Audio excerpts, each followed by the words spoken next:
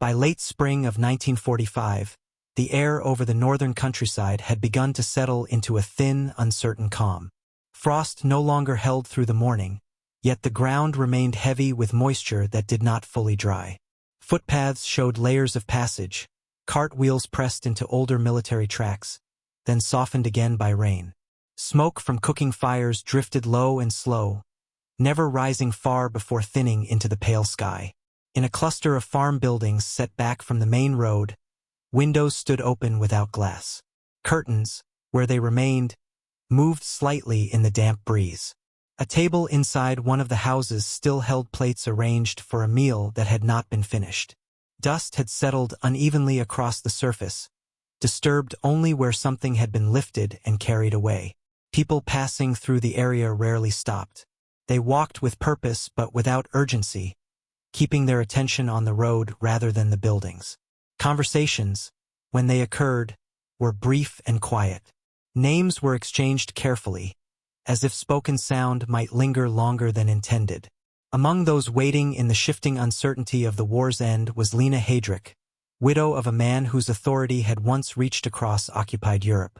By the time the fighting stopped, that authority existed only in memory and in the records being gathered by advancing administrations. What remained for her was not power but procedure.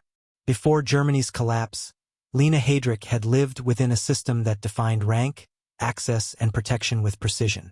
Residences were assigned. Staff handled daily arrangements. Travel occurred with planning and notice. Even routine decisions followed established channels. When the system dissolved, these structures disappeared quickly. Houses once guarded became exposed. Supplies that had arrived regularly stopped without explanation. The change was not sudden in a dramatic sense. Rather, it unfolded through absence. Fewer deliveries, fewer messages, fewer visitors willing to be seen. Witnesses in similar circumstances later described a period of waiting marked by small practical concerns. How long food would last, which roads remained open, whether documents should be hidden or preserved. Such questions required decisions but offered little certainty. Most answers were temporary. Lina remained responsible for children who depended on stability she could no longer provide. Daily routines narrowed to essentials. Laundry dried indoors. Lamps were used sparingly. Shoes were repaired instead of replaced. None of these actions were unusual for civilians in 1945, yet in this household they carried the additional weight of recent status now gone. No announcement marked the transition. It simply became visible through what was missing.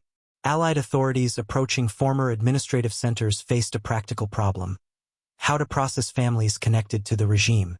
Some individuals had held formal positions. Others had not. Distinctions mattered in law but were less clear in daily handling. Detention, when it came, was typically orderly. Vehicles arrived without ceremony. Lists were checked against identification papers. Instructions were given in short phrases. Personal belongings were reduced to what could be carried quickly. Accounts from occupation personnel often note the quietness of such moments. There were few raised voices. Children watched adults for cues that did not always come. Doors closed. Engines started.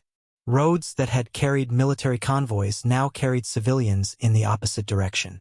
For Lina Heydrich, custody meant entry into an administrative process that functioned slowly and with repetition.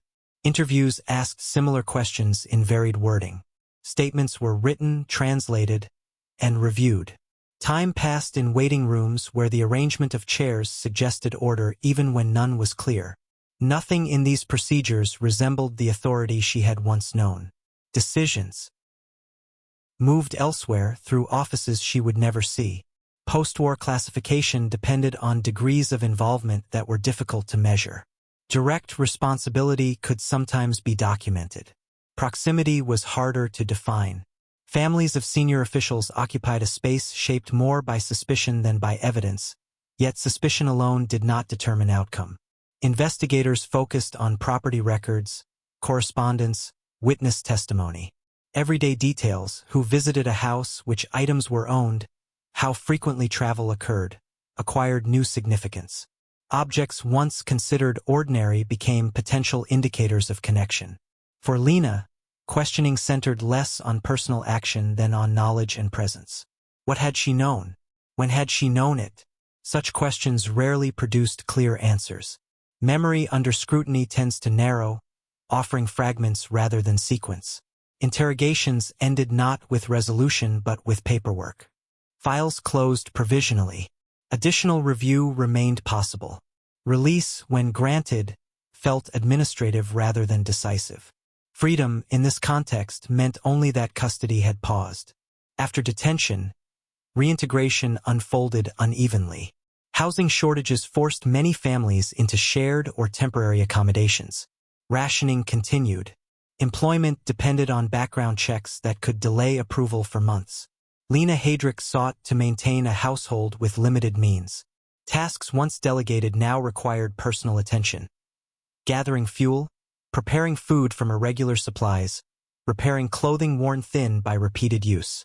These routines offered structure but little progress. Neighbors often kept distance without open hostility. Conversations remained practical: weather, prices, availability of goods. Topics connected to the recent past seldom appeared directly. Silence functioned as a form of agreement.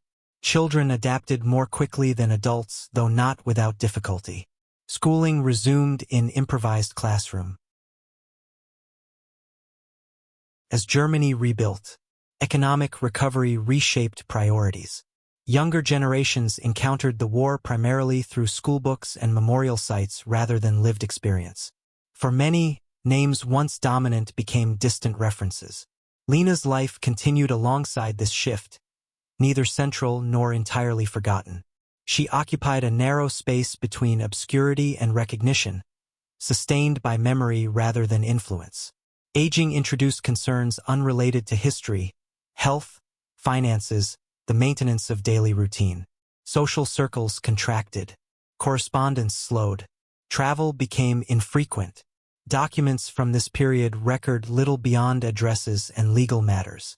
The absence of detail suggests ordinariness rather than secrecy.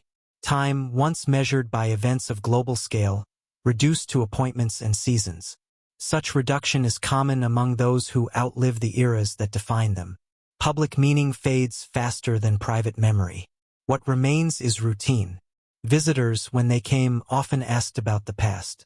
Answers, if given, were brief.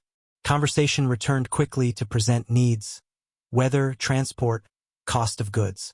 Practicality replaced reflection. No formal conclusion marked the passing of years. They accumulated quietly. Lina Heydrich died decades after the war, in a period when many direct participants were already gone. Notice of her death appeared in limited form, summarizing relationships and locations without extended commentary. Historians continued to examine the structures in which she had once lived, drawing on archives unavailable in earlier decades. These studies focused primarily on institutions and decisions rather than on private lives connected to them.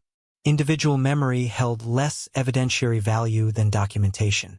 Public reaction remained restrained. For most, her death altered nothing already understood about the period. History had settled into records, testimony, and interpretation that no single life could significantly change. The household that had once stood near centers of authority existed only in photographs and legal descriptions.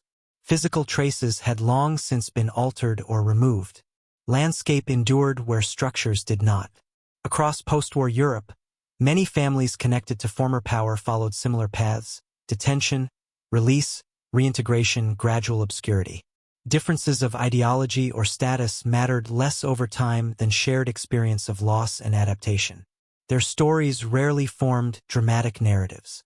Instead, they consisted of waiting rooms, ration cards, court filings, and ordinary aging. Events that once seemed decisive became distant reference points within longer lives. Lina Heydrich's years after 1945 fit within this broader pattern. Association shaped circumstance, but daily survival depended on practical decisions unrelated to past authority. Continuity emerged not from restoration but from persistence. No single moment resolved the tension between memory and history. Both remained, neither fully dominant. In quiet rural cemeteries, stones from different decades stand without hierarchy.